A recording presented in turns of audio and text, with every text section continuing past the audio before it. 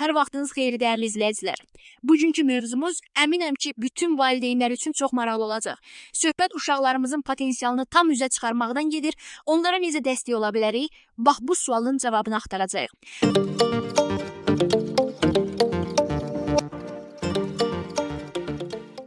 Başlamazdan öncə bir xahişim var.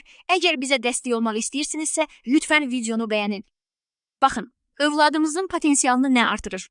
Dərhal ağlımıza sevgi gəlir. Yaxşı təhsil, qayğı, düzdür.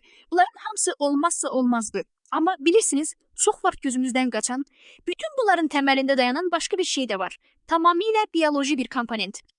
Yaxşı, bəs nədir bu bioloji komponent? Gəlin birlikdə araşdıraq. Bugünkü söhbətimizin planı belədir.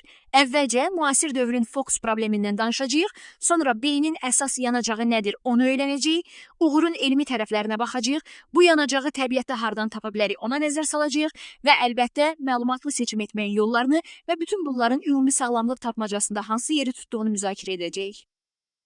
Müasir dövrün fokus problemi, yəni diqqəti cəmləmək məsələsi. Bir tərəfdən smartfonlardan gələn bildirişlər, o biri tərəfdən bitib tükənməyən oyunlar, üstəlik getdikcə ağırlaşan dərs proqramları. Bu mənzərə yəqin ki, hamımıza tanışdır, elə deyilmi?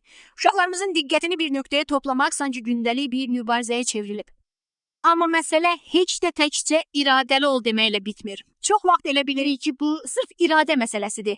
Ancaq işin kökündə əslində beyin sağlamlığı və daha da önəmlisi düzgün qidalanma dayanır. Yəni əlaqə düşündüyümüzdən daha dərindir. Yaxşı, bəs bu bioloji əlaqə nədir? Gəlin belə düşünək. Beynimiz də bir mühərrik kimidir və onun səmərəli işləməsi üçün xüsusi bir yanacağa ehtiyacı var. İndi gəlin görək bu qiymətli yanacaq nədir və onu hardan tapa bilərik? Və bu yanacaq məşhur omega-3 yağ turşularıdır. Baxın, onlara əvəz olunmaz deyirlər. Niyə? Çünki bədənimiz onlar olmadan normal işləyə bilmir. Amma gəl gör ki, onları özü də istehsal edə bilmir. Yəni, başqa yol yoxdur. Mütləq və mütləq kənardan qidalarla almalıyıq. Omega-3 dedikdə əslində bir qızıl üçlük nəzərdə tutulur. DHA, EPA və ALA. Gəlin bu üçlüyün hər bir üzvü ilə yaxından tanış olaq, çünki hər birinin özünə məxsus, çox vacib bir rolu var. Aha, bax bu fərqi başa düşmək həqiqətən də açar məqamdır. Təsəvvür edin, DHA beynin özüdür, onun kərpicləridir, yəni fiziki quruluşunu yaradır. EPA isə o binanın içindəki kommunikasiya sistemidir. Siqnalların ötürülməsini, hər şeyin saat kimi işləməsini təmin edən menecerdir. Bəs ALA o bitkilərdə olur, amma bədənimiz onu DHA və EPA-ya çevirmək üçün çox əziyyət çəkir və bu proses çox təəssüf ki, heç də səmərəli deyil. Yaxşı, bütün bunlar nəzəriyyədə çox yaxşı səslənir. Bəs reallıq necədir? Elm bu barədə nə deyir? İndi gəlin bu yağ turşularının uşaqların istər dərslərində, istərsə də davranışlarında göstərdikləri uğurlara necə təsir etdiyini göstərən konkret elmi dəlillərə keçək. Baxın, beynin diqqət və qərar vermə mərkəzini, yəni prefrontal korteksi bir orkestr dirijoru kimi düşünə bilərik. Omega-3 isə bu orkestrdakı hər bir musiqi alətinin düzgün köklənməsini təmin edir. Nəticədə nə olur? Musiqiçilər, yəni beyin hüceyrələrimiz olan neyronlar arasında ünsiyyət qüsursuz olur, informasiya daha sürətli və daha effektiv şəkildə ötürülür. Bu cədvəl isə hər şeyi çox aydın şəkildə göstərir. Gəlin baxaq, məsələn, oxumaq, mətni anlamaq kimi bacarıqlar üçün əsasən DHA lazımdır. Çünki bu birbaşa beynin quruluşu ilə bağlıdır. Amma diqqəti cəmləmək, yaddaş, davranış və əhval-ruhiyyəyə gəldikdə isə həm EPA, həm də DHA-nin birgə işi önəmli olur. Xüsusilə davranış məsələlərində EPA-nin rolu daha qabarıqdır. Bu da o deməkdir ki, hər ehtiyaca uyğun fərqli omega-3 balansı lazım ola bilər. Və bunlar sadəcə sözlər deyil. Baxın, Oxford Universiteti kimi möhtəbər bir qurumun apardığı Dolab adlı bir tədqiqat var. Nəticələr heyrətamizdir. Cəmi 16 həftə ərzində hər gün DHC qəbul edən və dərslərində geri qalan uşaqların oxu bacarıqları və davranışları ciddi şəkildə yaxşılaşıb. Bu həqiqətən də çox güclü bir elmi sübutdur. Yaxşı, bəs nə qədər DHC bu nəticəni verdi? Həmin Oxford tədqiqatında istifadə olunan effektiv doza gündəlik 600 mg idi. Bu rəqəm bizə konkret bir hədəf göstərir. Yəni, nəzərə çarpacaq bir nəticə üçün hansı miqdara ehtiyac olduğunu anlamağa kömək edir. Mövzu xüsusilə diqqət əskikliyi və hiperaktivlik pozuntusu, yəni DHP olan uşaqlar üçün daha da həssasdır. Tədqiqatlar göstərir ki, bu uşaqların qanında omega-3 səviyyəsi adətən daha aşağı olur. Və burada çox vacib bir məqamı vurğulamaq istəyirəm.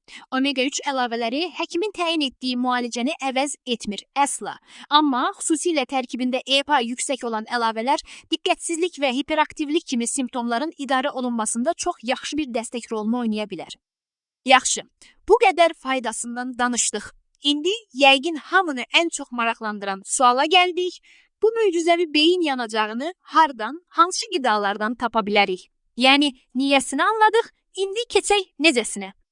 Ən yaxşı və birbaşa DHA və EPA mənbələri şübhəsiz ki, yağlı balıqlardır. Məsələn, qızıl balıq, skumbriya, sardina. İdealda həftədə heç olmasa 2 dəfə bu balıqlardan yemək lazımdır. Amma bir məsləhət. Balığı dərin yağda qızartmaqdan çəkinin. Çünki yüksək istilik bu qiymətli yağları məhv edə bilər. Bitki mənşəli qidalara gəlincə, katan və chia toxumları, bir də qoz yaxşı ala mənbələridir. Amma yadda saxlayın, bədən alanı çox çətin çevirir. Lakin burada veganlar üçün əsl super qəhrəman var, yosun yağı. Məsələ burasındadır ki, balıqlar da öz omega-3-lərini məhz yosunlardan alırlar. Yəni, yosun yağı bizə birbaşa DHA və EPA verir. Bu, fantastik bir alternativdir. Hə, bəzən təkcə qida ilə lazımi miqdarı almaq çətin olur. O zaman da üst tuturuq əlavələrə. Amma aptekə girəndə rəflərdə o qədər seçim var ki, adam çaşıb qalır. Gəlin indi keyfiyyətli bir məhsulu necə seçmək lazım olduğuna dair aydın bir bələdçiyə baxaq. Baxın, cəmi 4 sadə addım var. Birincisi, formasına baxın. Təbii trigliserid, yəni TG forması sintetik olanlardan qat-qat yaxşı mənimsənilir. İkincisi, saflığı. IFOS kimi beynəlxalq sertifikatlar məhsulun tərkibində zərərli ağır metalların olmadığına zəmanət verir. Üçüncüsü və bəlkə də ən vacibi, tərkibini oxuyun. Ümumi balıq yağı miqdarı sizi aldatmasın, sizə konkret olaraq içində nə qədər EPA və DHA olduğu lazımdır. Əsas dəyər onlardadır. Və nəhayət dördüncü, təravət. Yaxşı balıq yağı təzə qoxmalıdır, acı yox. Totoks dəyəri nə qədər aşağı olsa, bir o qədər yaxşıdır.